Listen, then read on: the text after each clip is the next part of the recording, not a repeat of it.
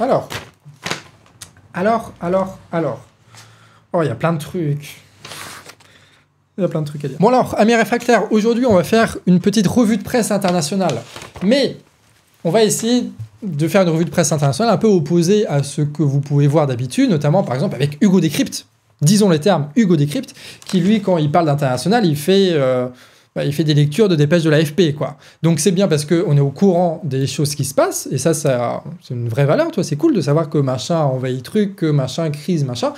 Mais en réalité, si tu fais pas les liens entre les événements qui expliquent pourquoi, notamment, je dis ça, je dis rien, en même temps qu'une crise écologique, tu as une crise militaire, une crise économique, une crise financière, que tout ça arrive en même temps et que tout ça apparemment s'entre-alimente, mais on sait pas trop comment, si tu n'expliques pas ça, en fait, tu n'expliques pas grand-chose. On sait ce qui se passe, mais on comprend pas pourquoi les choses se passent, on ne peut pas les anticiper, et du coup, on sait pas trop vers quoi va la société, et vu qu'on ne la comprend pas vraiment, en fait, on peut pas la transformer. Et à la différence d'Hugo Décrypte, l'objectif des vidéos du canard, c'est de comprendre le monde pour le transformer, d'accord ? Pour qu'on vive mieux tous ensemble dessus.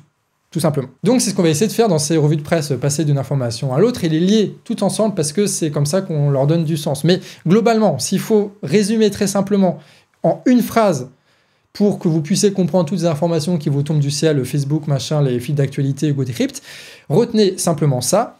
Nous sommes aujourd'hui en train d'assister à un nouveau partage du monde.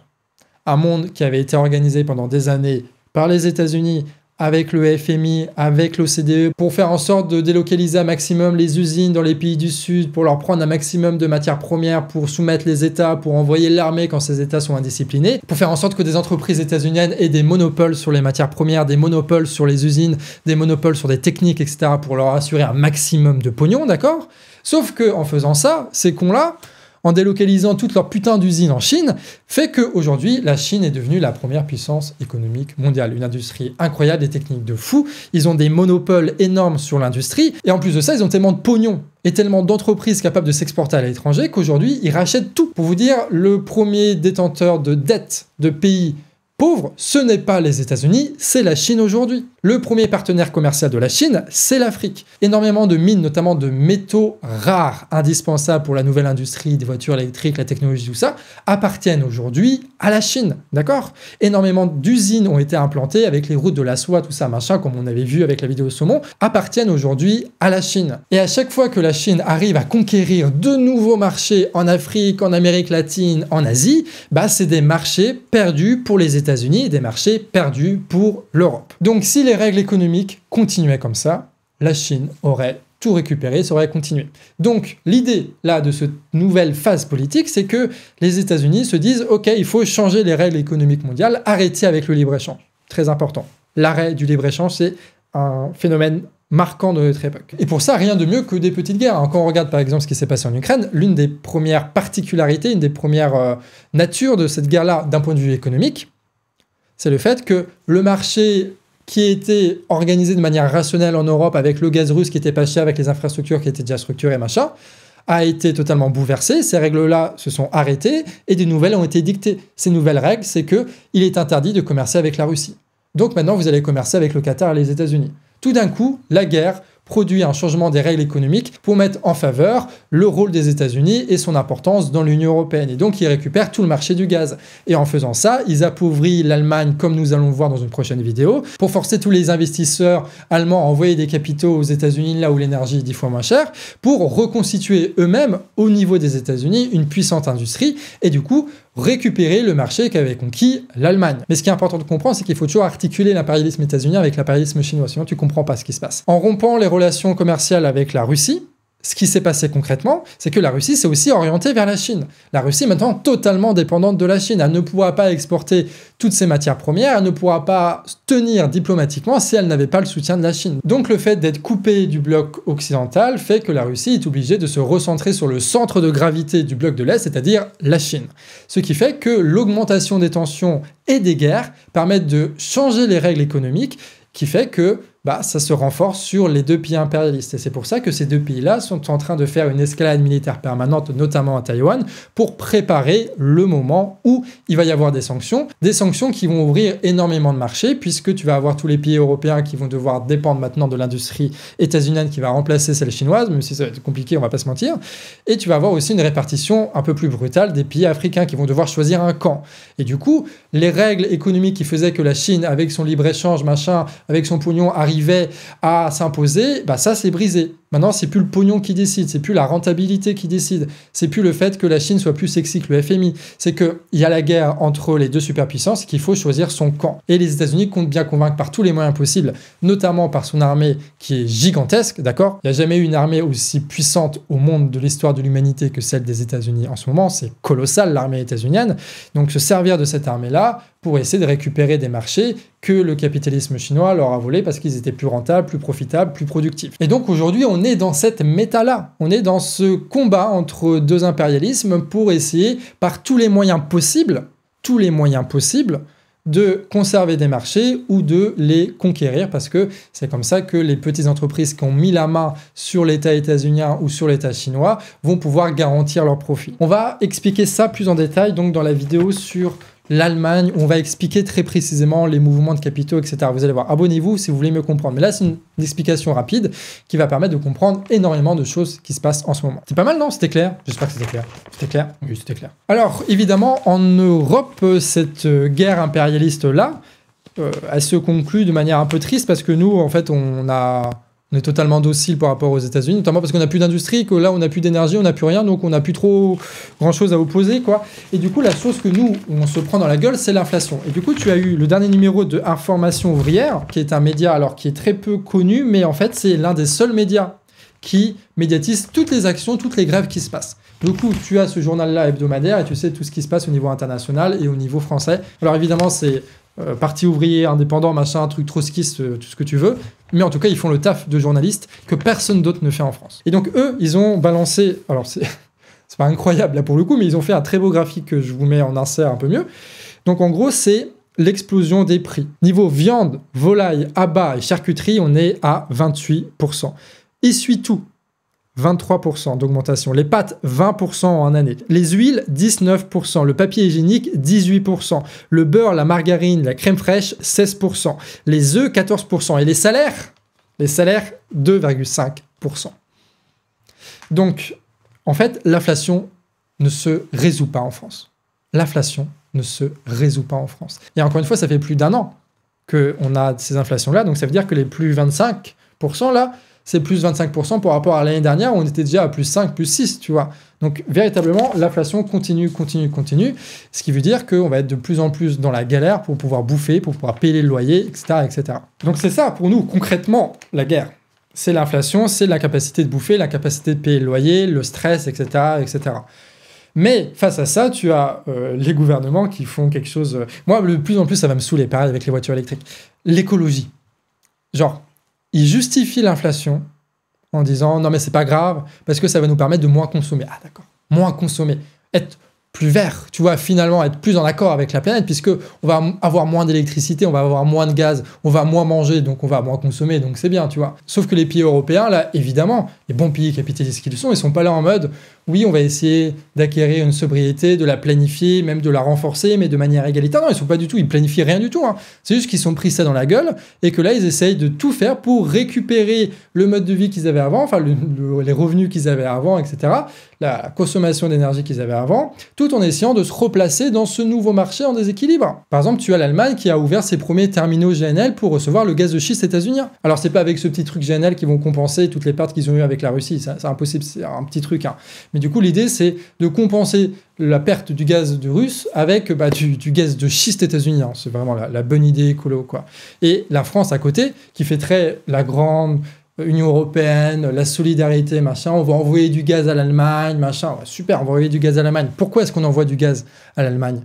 Parce que l'Allemagne est totalement dépendante de ça, qu'ils sont prêts à l'acheter à n'importe quel prix, et que l'objectif de la France, qui est que cette émanation politique de cette entreprise qui s'appelle Total, c'est de faire en sorte que la France soit le premier port GNL en Europe. Pourquoi? Parce que Total, c'est le numéro 2 mondial du GNL, d'accord? Et que la France a 2 façades maritimes sur l'Atlantique et sur la Méditerranée pour recevoir le gaz de schiste états-unien et pour recevoir le gaz du Qatar. Et donc c'est pour ça que la France, Macron, refuse aujourd'hui catégoriquement d'avoir des installations de gazoducs entre l'Espagne et la France pour alimenter l'Allemagne, parce que s'ils font ça, ça veut dire que le marché va pouvoir être récupéré par l'Espagne et récupéré par les entreprises espagnoles. Alors là, ce que je dis, c'est faux. En tout cas, ça a changé récemment parce que le projet MidCat, donc de gazoduc, il a bien été contesté par Emmanuel Macron pendant des semaines, sauf que tu as l'Espagne qui a fait du chantage avec l'Italie pour faire en sorte de lancer un projet de gazoduc qui relierait les deux pays, ce qui permettrait donc à l'Espagne d'envoyer du gaz à l'Allemagne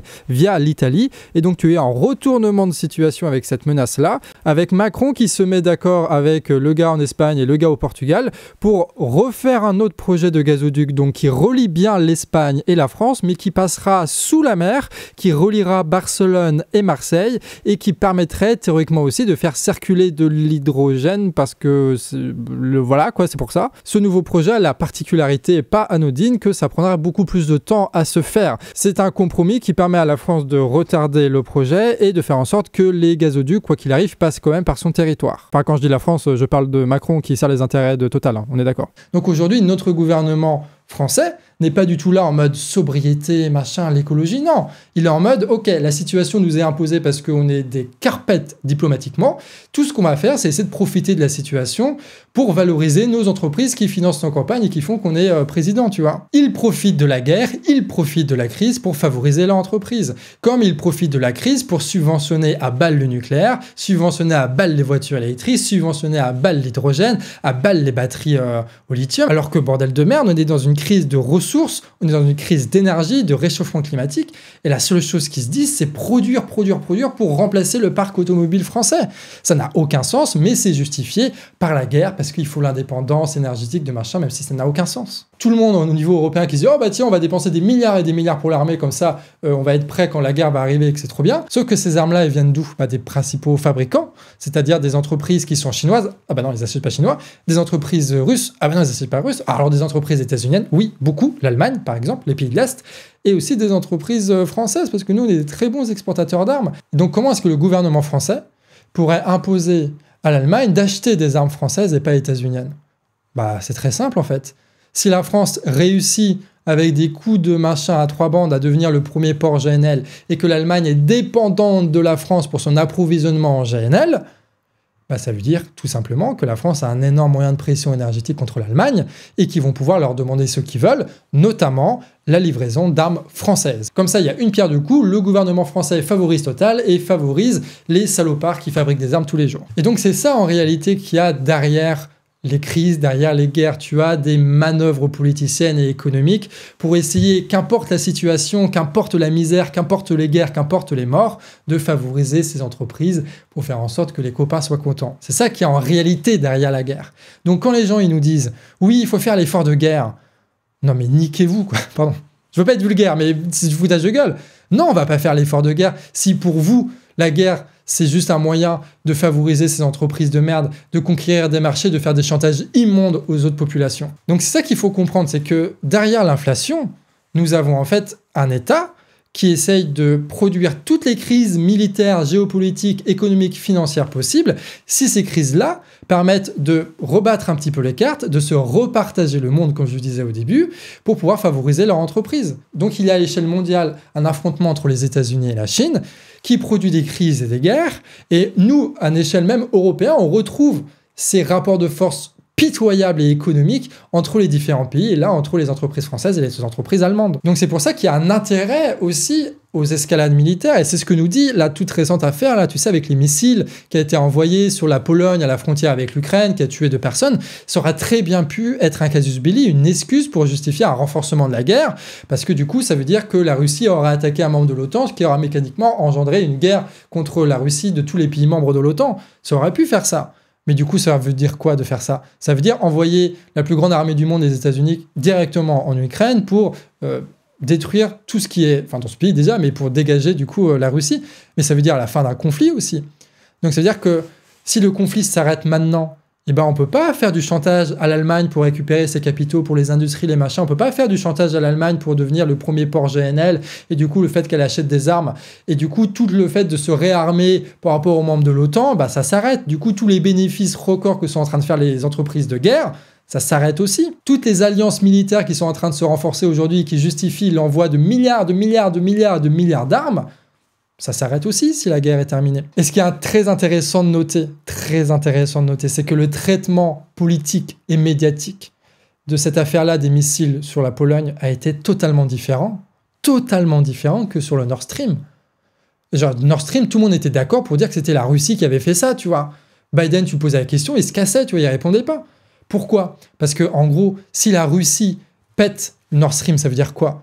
Si on admet que c'est ça qui s'est passé, si eux, ils tiennent ce discours, bah c'est pour dire qu'en fait, la Russie n'est pas un partenaire commercial. Ça veut dire que l'Allemagne ne pourra jamais redevenir le partenaire commercial gazier qu'ils étaient avec la Russie. Et que du coup, ils doivent assumer la crise énergétique jusqu'au bout. Et du coup, être dans une situation de chantage total face aux États-Unis et face à la France. Et regarder tous ces capitaux se casser dans des pays étrangers.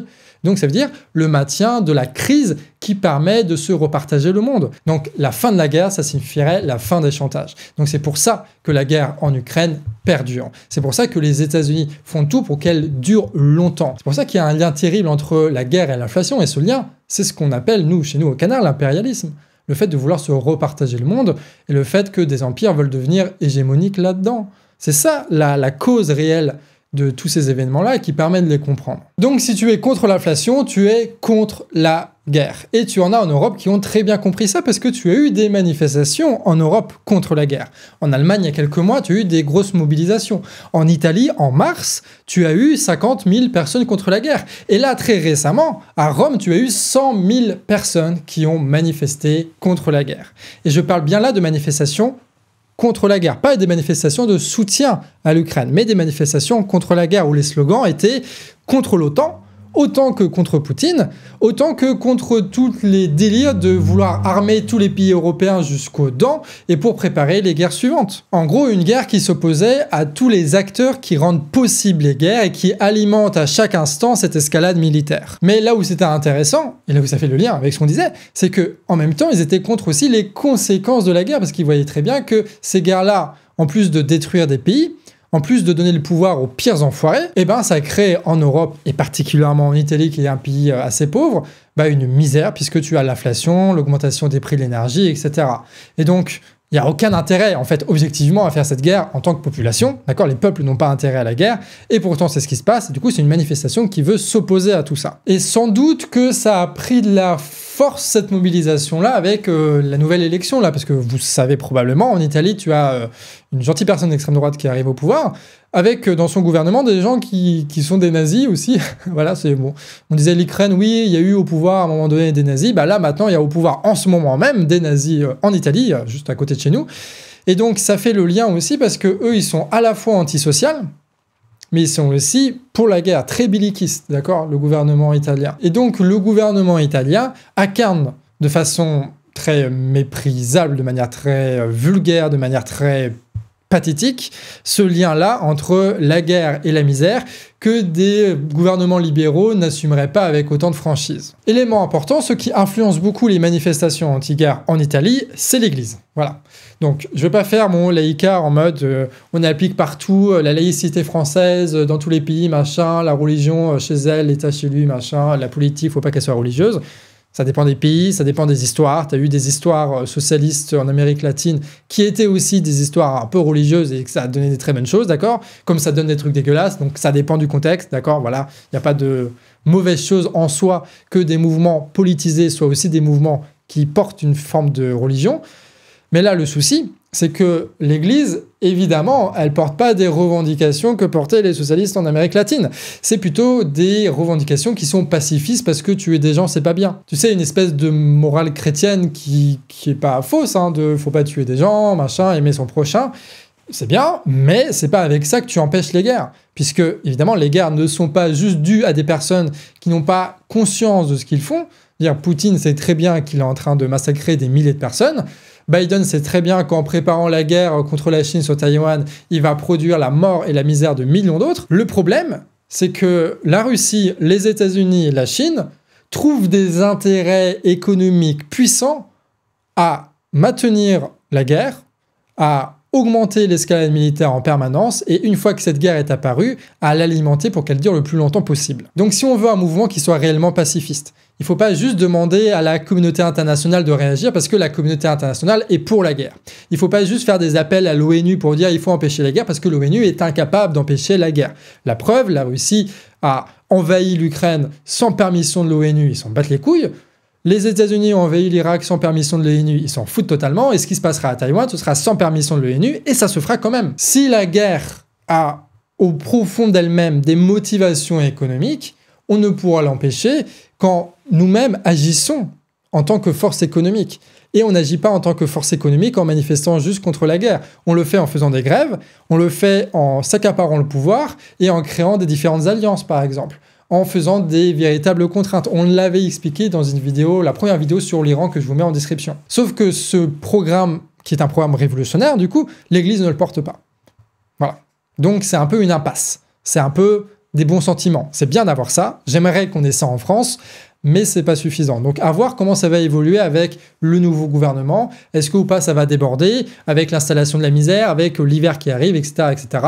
On va voir, mais en tout cas, c'est une bonne chose qu'il y ait ça en Italie. Et il y a peu de personnes qui en parlent, alors que c'est présent. 100 000 personnes à Rome contre la guerre, que l'Église soit là ou pas, c'est une bonne chose. Au-delà des manifestations contre la guerre, tu as eu aussi des mouvements populistes qui ont été mis en place dans les pays qui étaient aux premières lignes de la crise économique, notamment de l'inflation. Ces pays-là, c'est notamment le Sri Lanka, parce que eux, ils étaient totalement dépendants de capitaux extérieurs et de l'endettement, et aujourd'hui, ils peuvent plus s'endetter, et avec l'inflation, ils ont beaucoup plus de mal à importer, d'accord? Et l'Iran, qui lui était dans une problématique de blocus états-unien, qui fait qu'en plus du blocus, il fallait accepter l'inflation des prix, de la bouffe, des sécheresses, etc. Et que dans un pays aussi révolutionnaire que l'Iran, évidemment, ça a fini par péter. Donc c'est des pays qui sont en avance dans leur mouvement social par rapport à nous, parce qu'au niveau économique, c'était ceux-là qui étaient les plus fragiles, qui étaient les plus susceptibles de se faire déglinguer par la crise économique. Allons aux nouvelles. Qu'est-ce qui se passe au Sri Lanka? Donc il y a 3 mois, on en parlait et tous les médias en parlaient. Il y a eu des magnifiques vidéos de le peuple sri-lankais qui arrive et qui envahit le palais présidentiel, qui va dans la piscine, qui fait des pièces de théâtre, qui joue du piano, qui organise des concerts. Enfin, c'était incroyable, avec des gens qui s'auto-organisent sur Facebook, dans les quartiers, avec des gens qui partent dans les campagnes pour redistribuer de la bouffe dans un pays où on n'arrivait pas à manger, machin. Un mouvement exceptionnel, magnifique. On sait, par rapport à la dernière vidéo qu'on a fait au Canard, qu'ils ont réussi à dégager leur Premier ministre. Très bien. Sauf qu'à la place, vous savez ce qu'ils ont eu? Ils ont eu... je vais vous faire une comparaison, parce que si je vous dis non, vous en foutez. C'est comme si on avait manifesté comme des fous contre le pouvoir, qu'on avait réussi à avoir la démission d'Elisabeth Borne, et que Macron aurait du coup nommé Manuel Valls. C'est à peu près le niveau. C'est un carriériste qui a fait énormément d'années de politicien, qui n'est absolument pas pour le peuple, qui ne porte absolument pas les revendications du mouvement social, mais qui a été placé là pour essayer de gérer une situation qui, de toute façon, est totalement incontrôlable. Pourquoi cette situation est incontrôlable? Pour plusieurs raisons. Déjà, l'inflation continue d'augmenter. Elle est à 66%. 66% d'inflation. Petit détail amusant. Je ne sais pas si ça va être gardé au montage, mais petit détail amusant. En gros, quand on parle de 66% d'inflation, en novembre, là pour le Sri Lanka, en fait c'est par rapport au mois dernier, par rapport à novembre 2021. Les prix ont augmenté globalement de 66% par rapport au mois de l'année précédente. Mais ce qui est intéressant dans le cas du Sri Lanka, c'est que la crise elle est tellement longue que ça fait plus d'1 an en fait que l'inflation a explosé. Parce que en novembre 2021, l'inflation était déjà à 10%, ce qui est colossal. Ce qui est déjà colossal, 10%. Nous, c'est ce qu'on se tape, 10%. Donc, ça veut dire que sur l'inflation de 10%, ils se sont pris une inflation en plus de 66%. En plus de l'inflation, tu as des taxes qui ont été rajoutées, de la TVA qui a été rajoutée, tu as eu des aides qui ont été supprimées. En tout, l'économie va être contractée de 9%. Le PIB va être contracté de 9%. C'est énorme, c'est colossal, 9%. Tu as une augmentation de 1,5 milliard du déficit commercial, qui était déjà énormément déficitaire, mais qu'il est encore plus aujourd'hui. Ça veut dire que non pas que le Sri Lanka importe plus, mais qu'en fait, ils exportent beaucoup moins, parce qu'en réalité, tu as beaucoup moins de touristes qui viennent, parce que tu as beaucoup moins de thé qui est envoyé, etc., parce que les agriculteurs n'ont plus du tout de quoi alimenter leurs tracteurs, etc. Du coup, c'est la merde, en fait. Autre point important qu'on avait souligné aussi dans notre vidéo, c'est que le Sri Lanka ne peut pas s'endetter sur les marchés financiers. Aujourd'hui, l'obligation d'État du Sri Lanka sur 10 ans, c'est 33%. 33% d'intérêt sur les prêts qu'ils font au marché financier. C'est énorme. Ils ne peuvent tout simplement pas se permettre de faire ça. Donc, ils ne peuvent pas trouver des liquidités, de la monnaie étrangère qui leur permettrait d'importer de l'essence, d'importer de la bouffe et de relancer un petit peu leur économie. Ils ne peuvent pas faire ça à travers les marchés financiers. Et si c'est autant élevé, c'est aussi parce que peut-être qu'ils ont fait un défaut de paiement sur leur dette et que du coup, ils sont un peu baisés comme ça. C'est d'ailleurs l'un des premiers pays qui fait vraiment défaut sur la dette. Et s'il y en a d'autres qui le font parce qu'ils s'effondrent aussi comme le Sri Lanka, ça va être très compliqué de renfouler tous les investisseurs qui ont investi dans ces bons du trésor. Donc le Sri Lanka était à terre économiquement et totalement dépendant des capitaux étrangers, ce qui est parfaitement la situation que recherchent les États impérialistes étrangers pour pouvoir racheter le pays, tout simplement, racheter le pays. Et donc les impérialismes étrangers aujourd'hui, c'est les États-Unis à travers le FMI et la Chine. D'accord ? C'est pour ça qu'en réalité, les crises économiques, les crises mondiales qui mettent à terre les pays, ça arrange ces empires-là, parce qu'ils peuvent les racheter et donc imposer leur usine, imposer leur port, imposer leur politique, etc., etc. Donc tu as d'un côté la Chine qui propose ses prêts comme d'habitude. Et tu as de l'autre côté le FMI qui propose ses prêts comme d'habitude.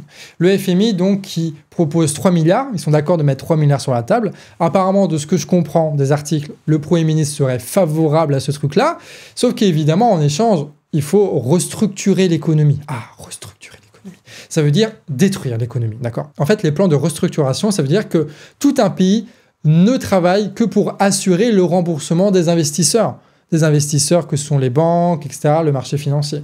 En gros, c'est comme des huissiers, d'accord, le FMI, on avait parlé dans la vidéo. Quand un pays ne peut pas rembourser, comme quand nous, on ne peut pas rembourser un crédit, c'est eux qui viennent dans nos baraques prendre l'immeuble, c'est eux qui viennent dans les pays prendre tout le pognon qui est possible, toutes les richesses qui sont possibles. Et ça, évidemment, tous les pays en voie de développement qui sont fait bouffer par l'impérialisme états-unien, ils sont au courant que ces 3 lettres-là, FMI, ça veut dire destruction du pays. Donc, ils sont totalement contre ça. Quand ils sont rentrés dans le palais présidentiel, la première chose qu'ils ont fait, les manifestants, c'est de faire une pièce de théâtre où ils mimaient la soumission totale de leur président au FMI qui s'amusait et qui faisait n'importe quoi. C'est ça qu'ils ont fait, les Sri Lanka, au palais présidentiel. Ils ont cette conscience-là que le FMI, c'est n'importe quoi. Et évidemment, le gouvernement sri-lankais sait très bien que si il signe quelconque accord avec le FMI, c'est finito, les manifestations reprennent parce qu'elles ne se sont jamais véritablement terminées et qu'il n'y a pas de solution politique qui a été trouvée et que tant que les problèmes persistent, il va y avoir des mouvements révolutionnaires qui vont pouvoir émerger. Donc là, la classe politique, elle se dit, on est dans un statu quo où, c'est vrai, l'économie s'est effondrée, d'accord, mais en même temps, il n'y a pas de mouvements révolutionnaires qui nous ont véritablement dégagés. Mais si on fait un pas d'un côté comme de l'autre, on va se faire bouffer. Et donc, c'est ce statu quo-là qui régit le Sri Lanka depuis plusieurs semaines, depuis plusieurs mois, qui fait qu'on a l'impression que la situation n'évolue pas. C'est pour ça que quand on lance un mouvement révolutionnaire, c'est bien de l'aboutir, de le finir. Et ce qu'on voit aussi, c'est que si nous vivons dans une ère populiste où c'est des mouvements populistes qui prennent le devant de la scène, d'accord ? Que ce soit en France ou dans les printemps arabes ou là en Iran ou du coup là au Sri Lanka, c'est très bien, mais ça n'arrive jamais à aller jusqu'au bout. D'accord ? Ça peut dégager au maximum le président, mais ça ne prend pas le pouvoir. Et du coup, c'est la classe la plus organisée qui garde le pouvoir et du coup qui sert ses intérêts et ça ne règle pas profondément le problème. Et vous allez voir, c'est un peu la même chose qui se passe en Iran actuellement. Alors, on a fait une vidéo il n'y a pas très longtemps, donc on n'a pas besoin de faire des grosses mises à jour, mais il y a quand même des choses essentielles qui sont en train de changer. Dans la vidéo, on avait dit quelque chose qui était vrai au moment où on écrivait cette vidéo, c'est que le mouvement, bien qu'il soit beaucoup plus fort et beaucoup plus radical que ce qu'il y avait eu en 2019 en Iran, en fait, il est beaucoup moins réprimé qu'en 2019. Il y avait eu plus de 1500 morts, d'accord ? Vraiment, ils tiraient dans la foule, carnage, quoi. Et il n'y a pas eu ces scènes-là en Iran aujourd'hui, 2022. Alors, il y a eu des violences, il y a eu des morts, il y a eu énormément de prisonniers, oui, mais ça n'a pas atteint la violence de 2019. Pourquoi ? Parce que le mouvement est aujourd'hui tellement soutenu par la population qu'ils ne peuvent pas juste le réprimer. D'accord ? Tu peux réprimer quand tu as 10% de la population qui est dans la rue. Quand tu as 95% de la population qui est d'accord pour ce mouvement-là, tu peux pas juste réprimer parce que tu rentres dans un cercle de violence et ça peut devenir incontrôlable. Donc ce qu'ils voulaient faire, c'était absolument étouffer le mouvement social, faire des petites répressions, mettre des gens en prison, balancer de la propagande, etc., mais sans aller véritablement dans l'étape de la répression. Sauf que là, ils sont rendus à cette étape-là parce que étouffer le mouvement ne fonctionne pas. Pourquoi je dis ça ? Parce que tu as eu la première condamnation à mort qui a été proclamée contre un révolutionnaire, contre un manifestant. Donc ça montre que là, l'État passe en mode « si vous manifestez, on vous bute ». Voilà, clairement, c'est clairement dit comme ça. Donc ça montre que là, il y a quand même une évolution de l'intensité de la répression qui montre du coup en parallèle que tu as pas le mouvement qui s'étouffe, justement, parce que sinon il n'aura pas eu besoin de faire ça. C'est-à-dire que le mouvement prend de la puissance. De l'autre côté, le gouvernement, il essaye de faire un truc un peu rigolo, parce que c'est un peu le... Il prend des techs un petit peu genre libération, vous allez voir. Vous savez, nous, on a beaucoup critiqué les bourgeois, notamment de gauche, qui disent, oui, en Iran, ils sont là parce que la liberté, le voile, le machin, le truc... Oui, mais non, les gens, ils sont pas là juste pour le voile, tu vois, ils sont là parce que tu as des policiers partout, que constamment les gens sont réprimés, que tu as des populations qui sont dans la misère, que tu as un taux de chômage énorme, que tu as une corruption monumentale, que tu as aucune liberté d'expression, etc., etc. C'est pour ça que les gens, ils luttent, d'accord ? C'est pas juste pour la question du voile. Et donc, le guide suprême, là, il a fait une annonce assez importante, où il disait, en fait, les gars, vous inquiétez pas, le voile, c'est pas vraiment un problème. Il y a des gens qui portent mal le voile et pourtant ils sont pour la République islamique. Donc vous voyez, machin, machin. Même si vous portez mal le voile, c'est pas très grave. Ah, d'accord, très bien. Ça résout pas du tout l'affaire. Hein. Ça résout pas du tout l'affaire. Mais ça permet de dire qu'on fait un petit pas, tu vois. Nous, on veut bien garder le pouvoir, s'accaparer toutes les richesses, vous réprimer et vous empêcher d'avoir toute liberté politique. Mais en échange, on accepte que vous portiez mal le voile. Voilà, c'est tout. Donc, autant vous dire que c'est pas ça qui arrête le mouvement en Iran. C'est pas ces déclarations-là. Mais c'est intéressant de voir comment est-ce qu'ils essayent de répondre à ça. Tu as quelques trucs aussi intéressants qu'on a notés, c'est que tu as le marché de Téhéran qui est en fait un peu une institution là-bas, parce que c'est un endroit où plein de gens achètent plein de trucs. C'est un gros marché à Téhéran, donc Téhéran, la capitale de l'Iran. Mais c'est aussi un lieu, surtout, où on parle politique. C'est un lieu d'expression publique qui est resté un peu dans cette tradition-là, malgré le gouvernement en place. Et ça a été un des lieux principaux de la révolution de 1979. C'est là où les discussions se faisaient, c'est là où les idées s'échangeaient, et c'est là où la nécessité révolutionnaire est née. C'est au marché de Téhéran. Et donc ce marché-là, même si aujourd'hui il n'a pas le rôle révolutionnaire qu'il avait en 1979, il commence à s'engager. Et notamment avec la communauté kurde, qui, comme on vous montre là dans cette photo de...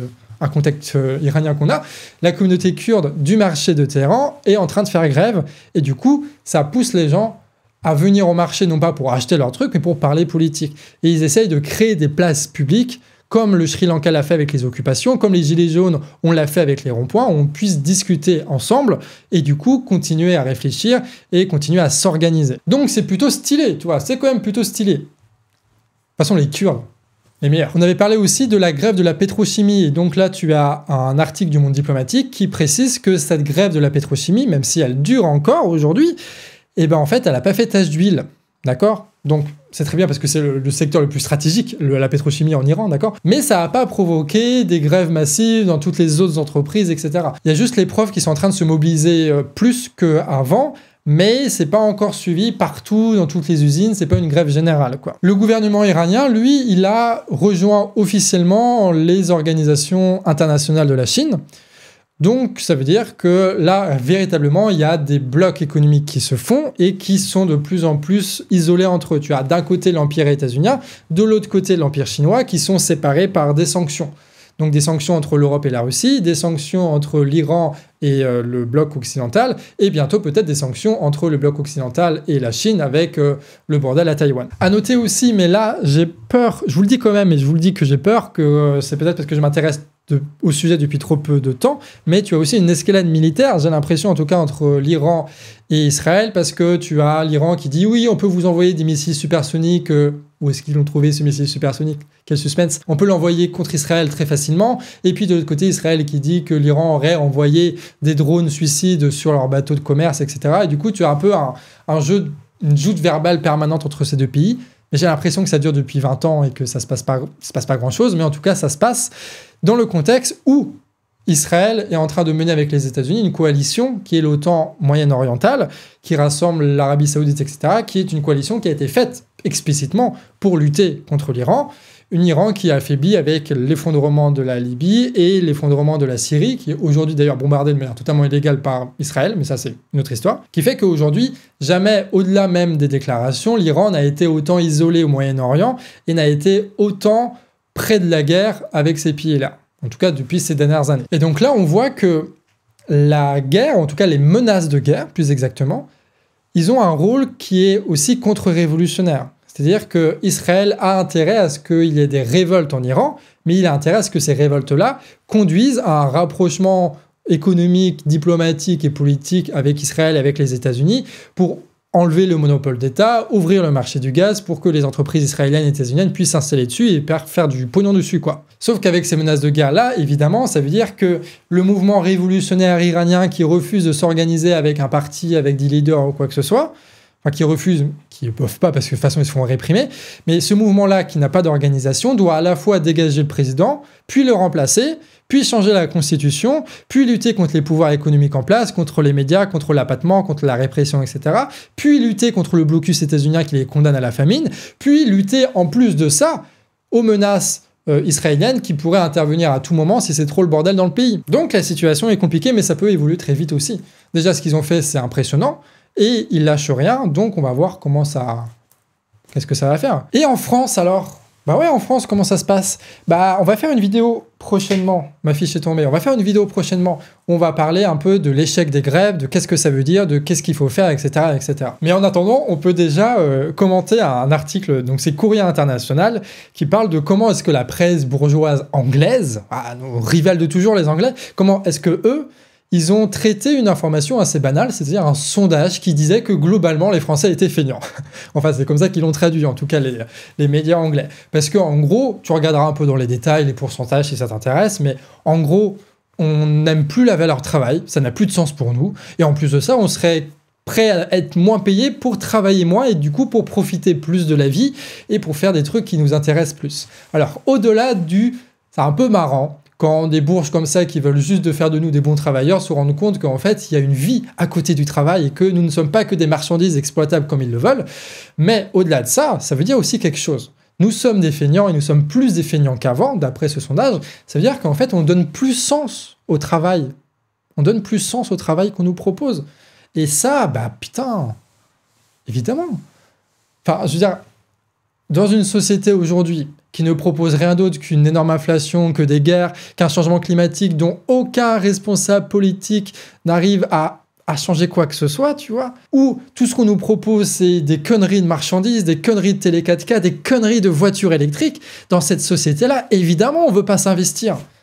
Ben putain, mais c'est pour être miséreux comme ça, autant profiter, les gars. Surtout pour un travail qui n'a pas de sens, qui ne produit rien de sensé, qui est juste là pour faire plaisir au patron. Et donc ça, c'est une forme de politisation.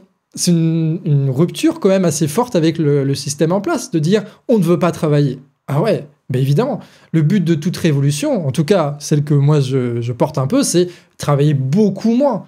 L'emploi salarié, il faut qu'il ait du sens, quoi qu'il arrive qu'il ait du sens, et qu'on le réduise au minimum pour qu'on puisse après rencontrer des gens et faire des trucs avec des êtres humains, comme tous les êtres humains sont censés faire plus ou moins de temps en temps, parce que c'est fatigant quand même, mais voilà, tu m'as compris. Donc c'est un peu une politisation, mais c'est un retrait, quoi. Tu vois, c'est une dépolitisation individuelle qui dit, moi ce que j'aimerais, c'est pas travailler pour un patron, c'est de planter des choux. Un peu un truc écolo comme ça.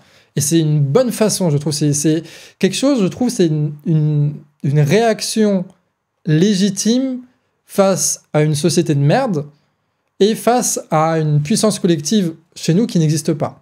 Puisqu'il n'y a pas de manifestation, puisqu'il n'y a pas de grève, puisqu'il n'y a personne qui nous séduit plus que ça, eh ben on reste dans notre petit coin et on essaye de faire rupture avec la société. D'ailleurs, beaucoup de gilets jaunes, en tant que ceux de Guingamp que je connaisse, hein, évidemment, eux, ils étaient beaucoup dans la lutte contre le système, etc. Et une fois qu'ils se sont suffisamment fatigués et qu'ils ont arrêté, ils se sont mis en retrait aussi de la même façon. Donc c'est quelque chose d'assez récurrent, en fait. Sauf que les gens, en réalité...